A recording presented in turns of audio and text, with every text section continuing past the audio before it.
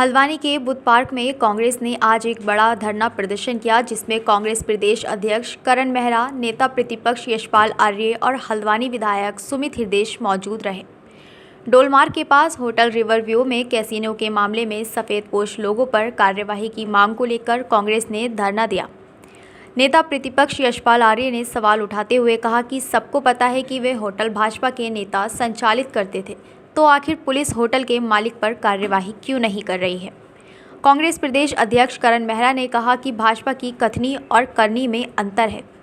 अंकिता भंडारी हत्याकांड हो या फिर नैनीताल जिले में अवैध कैसीनो, दोनों मामलों में सफ़ेदपोश नेताओं पर आखिर कार्यवाही क्यों नहीं हो रही है। उन्होंने अवैध कैसीनो पर कार्यवाही करने के लिए एसएसपी का आभार भी जताया। उनका कहना है कि राज्य सरकार दबाव बनाकर दोषियों को बचाने का काम कर रही है। विधायक सुमित हृदेश ने मामले की उच्च स्तरीय जांच कर सभी दोषियों पर कार्रवाई की मांग की है। कांग्रेस कार्यकर्ताओं ने चेतावनी देते हुए कहा कि यदि पुलिस ने जल्द ही होटल संचालक सफ़ेदपोशों का नाम उजागर नहीं किया तो उग्र आंदोलन किया जाएगा। कई लोग हैं इसमें तोते की जान राक्षस में बसी है, राक्षस की जान तोते में बसी है। राक्षस कौन है, तोते कौन है, इन सबको पकड़ी है और संलिप्त हैं जो लोग, उनको संरक्षण साफ तौर पे सरकार दे रही है। और पुलिस की तो हम तारीफ कर सकते हैं, कप्तान साहब की, मैं कप्तान साहब की विशेष तारीफ करता हूं। उन्होंने आते 1 करोड़ रुपए की स्मैक पकड़ी, आते ही उन्होंने ऐसे कसिनो का जो काला गोरख धंधा चल रहा था और कई समय से चल रहा था, जो जानकारियां प्राप्त हो रही है, और ये सारी जानकारियां पुलिस के पास आ चुकी है। अनुबंध उनके पास होगा। भारतीय जनता पार्टी से जुड़े हुए लोग, चाहे अंकिता भंडारी हत्याकांड हो, चाहे पेपर लीक मामला हो, चाहे कसीनो प्रकरण हो, लगातार देवभूमि को शर्मसार करते हैं। और ये वो लोग हैं जो सनातन धर्म का पाठ पढ़ाने में पीछे नहीं हटते, लेकिन खुद गोरख धंधे चलाकर अपने घरों का पालन पोषण करते। ये भारतीय जनता पार्टी की सरकार की असलियत है, इनके लोगों की असलियत है। देखिए, ये साफ जाहिर हो चुका है कि भाजपा की सरकार में अपराधियों को, गैर कानूनी रूप से संलिप्त लोगों को संरक्षण दिया जा रहा है। इसकी ताजा मिसाल डोलमार्ग नैनीताल रोड पे देखने को मिली है। एसएसपी नैनीताल ने अपनी एक अलग छवि बनाई है और यहाँ की जनता को बड़ा भरोसा भी रहा है और उन्होंने कई मामलों का पर्दाफाश किया।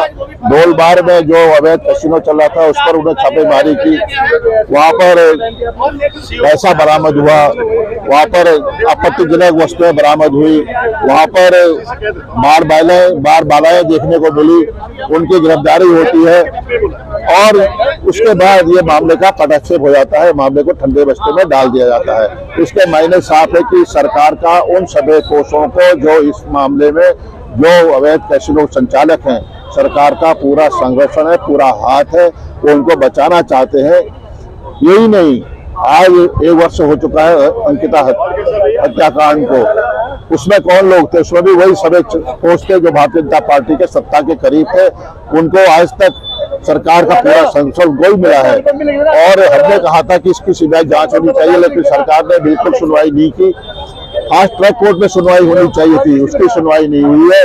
तो मतलब साफ है कि पूरे प्रदेश में जहां पर भी इस तरह के कारनामे सरकार, अपराधी लोग कर रहे हैं, गैर कानूनी लोग कर रहे हैं, उसके पीछे सरकार का पूरा संरक्षण है। और हमारी मांग है कि ऐसे लोगों को बेनकाब किया जाना चाहिए। सरकार की नीयत साफ है, सरकार ईमानदार है, तो ऐसे लोगों के चेहरे बेनकाब होने चाहिए। आगे कौन है, सरकार क्यों उनको बचाना चाहती है, इसलिए यहाँ पर धरने का आयोजन किया है। ये लड़ाई हमारी लगातार बनी रहेगी।